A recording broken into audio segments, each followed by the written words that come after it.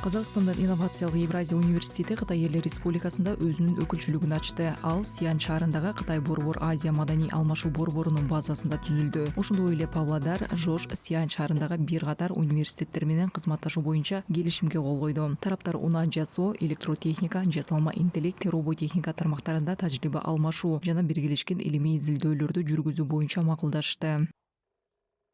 Яғни Павлодар университеті мен Қытайдың Сиянь қаласындағы жоғары... Башкача айтканда Павлодар университети менен Кытайдын Сиянь шаарындагы жогорку окуу жайлардын ортосунда эл аралык академиялык алмашуу, окутуучулардын квалификациясын жогорулатуу, окуу процесстери менен таанышуу, профессорлорду чакыруу боюнча макулдашууга жетиштик. Эки тарап тең ачык жана инклюзивдүү саясат түзүүнү макулдашты. Биздин максат динамикалык эл аралык билим берүү чөйрөсүн түзүү болуп саналат. Биздин максатымыз жалпы динамикалык халыкаралык білім беру ортасын құру болып табылады.